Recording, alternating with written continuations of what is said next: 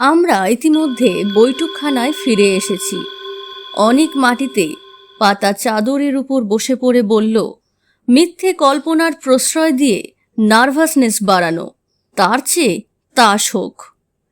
আগে মোমবাতি খান কতক জ্বালাও দেখি, ব্যানার্জি বললেন। এখানে বড় ঝপ করে সন্ধে নামে। দুটো মোমবাতি জ্বালিয়ে কাঠের মেঝেতে দাঁড় করিয়ে ফ্লাস্কের ঢাকনিতে কফি ঢেলে তিনজনে পালা করে খেয়ে নিলাম।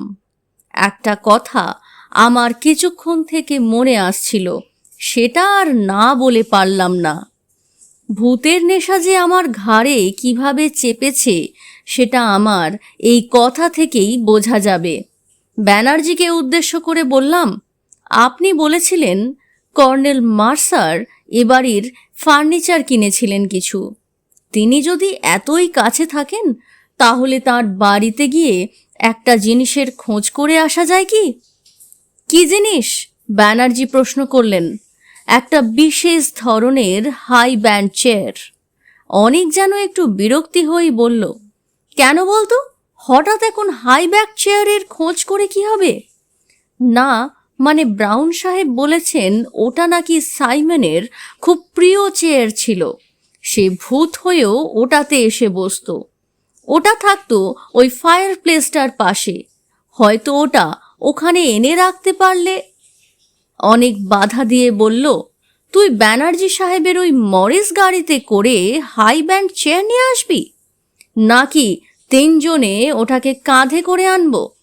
তোর কি মাথা খারাপ হয়েছে? ব্যানার্জি এবার হাত তুলে আমাদের দুজনকেই থামিয়ে দিয়ে বললেন, কর্নেল মার্সার যা কিনেছেন তার মধ্যে ওরকম চেয়ার নেই, এটা আমি জানি। তার বাড়িতে আমার যথেষ্ট যাতায়াত আছে। ওটা থাকলে আমার চোখে পড়তো। আমি যতদূর জানি উনি কিনেছিলেন দুটো বুককেস, দুটো অয়েল পেন্টিং, খান কতক ফুলদানি আর সেলফে সাজিয়ে রাখার জন্য গুটি কতক শখের জিনিস, যাকে আর্ট অবজেক্টস বলে। আমি দমে গেলাম। অনেক তাস বার করে সাফল করতে আরম্ভ করেছে। ব্যানার্জি বললেন, রামেই হোক। আর এসব খেলা জমে ভালো যদি পয়সা দিয়ে খেলা যায়। আপনাদের আপত্তি আছে কি? বললাম, মোটেই না। তবে আমি ব্যাংকের সামান্য চাকুরে, বেশি হারাবার সামর্থ্য আমার নেই। বাইরে দিনের আলো ম্লান হয়ে এসেছে। আমরা খেলায় মন দিলাম। আমার তাসের ভাগ্য কোনোদিনই ভালো না। আজও তার ব্যতিক্রম লক্ষ্য করলাম না। আমি জানি অনেক মনে মনে নার্ভাস হয়ে আছে, সুতরাং সে জিতলে পরে আমি অন্তত একটু নিশ্চিন্ত হতাম। কিন্তু তারও কোনো লক্ষণ দেখলাম না।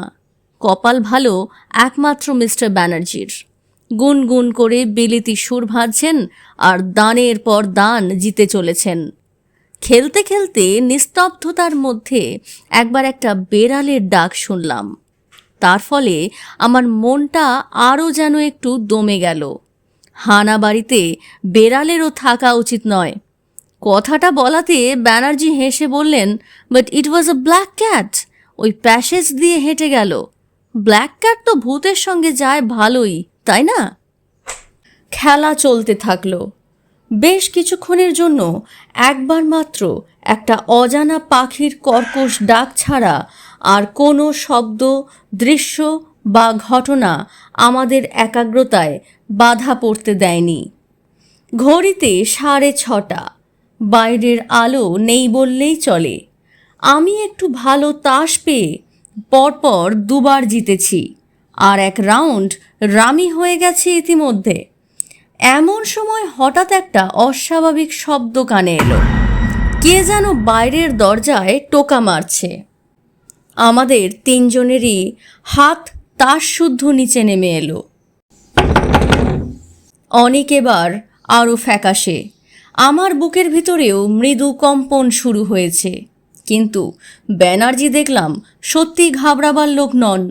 হঠাৎ নিস্তব্ধতা ভেদ করে তার বাজখাই গলায় চেঁচিয়ে উঠলেন, হু ইজ ইট? আবার দরজায় টোকা। ব্যানার্জি তদন্ত করার জন্য তড়াক করে উঠে পড়লেন। আমি খপ করে ভদ্রলোকের প্যান্টটা ধরে চাপা গলায় বললাম, একা যাবেন না? তিনজনে একসঙ্গে ঘর থেকে বেরোলাম। প্যাসেজে এসে বাঁদিকে চাইতেই দেখলাম দরজার বাইরে একজন লোক দাঁড়িয়ে আছে, তার পরনে স্যুট ও হাতে একটা লাঠি। অন্ধকারে তাকে চেনার কোনো উপায় নাই। অনিক আবার আমার আস্তিন চেপে ধরল, এবার আরও জোরে। ওর অবস্থা দেখেই বোধহয় আমার মনে আপনা থেকেই একটা সাহসের ভাব এলো। ব্যানার্জি ইতিমধ্যে আরও কয়েক পা এগিয়ে গিয়ে হঠাৎ চেঁচিয়ে উঠলেন, ও হ্যালো ডক্টর লার্কিন, আপনি এখানে? এবার আমিও প্রৌঢ় সাহেবটিকে বেশ ভালোভাবেই দেখতে পেলাম।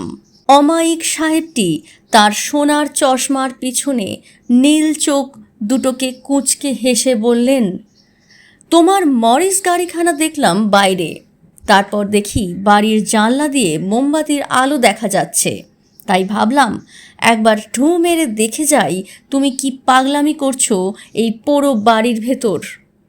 ব্যানার্জি হেসে বললেন, আমার এই যুবক বন্ধু দুটির একটু উদ্ভট ধরনের অ্যাডভেঞ্চারের শখ। বলল এভারগ্রিন লজে বসে তাস খেলবে, তাই আর কি। Very good, very good. যুবা বয়সটাই তো এ ধরনের পাগলামির সময়।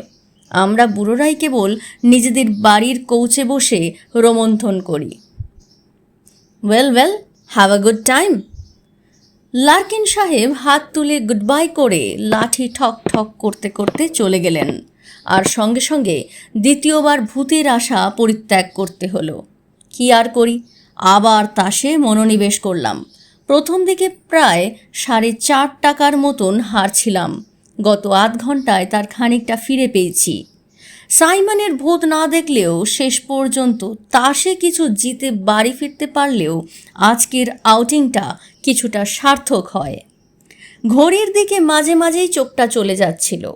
আসল ঘটনাটা কখন ঘটেছিল তার টাইম আমার জানা আছে।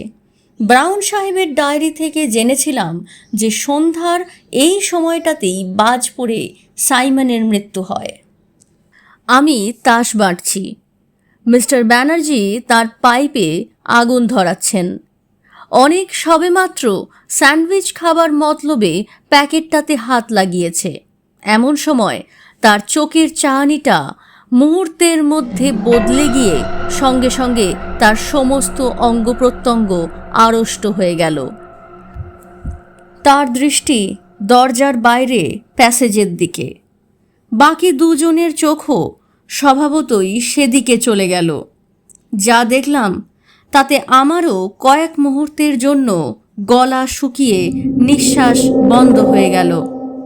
বাইরে প্যাসেজের অন্ধকারের মধ্যে একজোড়া জ্বলন্ত চোখ আমাদের দিকে একদৃষ্টে তাকিয়ে আছে। ফসফরাসের মতো ফিকে সবুজ আর হলদে মেশানো একটা আভা এই নিষ্পলক চাহনিতে। মিস্টার ব্যানার্জির ডান হাতটা ধীরে ধীরে তার কোটের ভেস্ট পকেটের দিকে চলে গেল, আর ঠিক সেই মুহূর্তেই যেন ম্যাজিকের মতো আমার কাছে ব্যাপারটা জলের মতো পরিষ্কার হয়ে গিয়ে আমার মন থেকে সমস্ত ভয় দূর করে দিল। বললাম, আপনার পিস্তলের কোনো দরকার নেই মশাই, এটা সেই কালো বেড়ালটা। আমার কথায় অনেকও যেন ভরসা পেল। ব্যানার্জি পকেট থেকে তার হাত বার করে এনে চাপা গলায় বললেন, হাউ রেডিকিউলাস। এবার চোখ দুটো জ্বলন্ত আমাদের ঘরের দিকে এগিয়ে এলো। চৌকাঠ পেরোতেই মোমবাতির আলোতে প্রমাণ হলো আমার কথা, এটা সেই কালো বেড়ালটাই বটে। চৌকাঠ পেরিয়ে বেড়ালটা বাঁদিকে ঘুরল। আমাদের দৃষ্টি তার সঙ্গে সঙ্গে ঘুরছে, তাকে অনুসরণ করছে। এবারে আমাদের তিনজনের গলা দিয়ে একসঙ্গে একটা শব্দ বেরিয়ে পড়ল। আচমকা বিস্ময়ের ফলে যে শব্দ আপনা থেকেই মানুষের মুখ থেকে বেরোয়, সেই শব্দ। এই শব্দের কারণ আর কিছুই না। আমরা যতক্ষণ তন্ময় হয়ে তাস খেলেছি তারই ফাঁকে কিভাবে কোত্থেকে জানি একটা গাঢ় লাল মকমলে মোড়া হাই ব্যান্ড চেয়ার এসে ফায়ারপ্লেসের পাশে তার জায়গা করে নিয়েছে। অমাবস্যার রাতের অন্ধকারের মতো কালো বেড়ালটা চেয়ারটার দিকে নিঃশব্দে এগিয়ে গেল। তারপর এক মুহূর্ত সেটার সামনে দাঁড়িয়ে একটা নিঃশব্দ লাফে সেটার ওপর উঠে কুণ্ডলি পাকিয়ে শুয়ে পড়ল। আর সেই মুহূর্তে একটা অদ্ভুত শব্দ শুনে আমার রক্ত হিম হয়ে গেল। কোনো এক অশরীরী বৃদ্ধের খিলখিলে হাসির ফাঁকে ফাঁকে বারবার উচ্চারিত হচ্ছে, সাইমন, সাইমন, সাইমন, সাইমন। আর তার সঙ্গে ছেলে মানুষই খুশি হওয়া হাততালি। একটা আর্তনাদ শুনে বুঝলাম অনিক অজ্ঞান হয়ে গেছে। আর মিস্টার ব্যানার্জি? তিনি অনিককে কোলপাঁজা করে তুলে ঊর্ধ্বশ্বাসে প্যাসেজ দিয়ে দরজার দিকে ছুটছেন।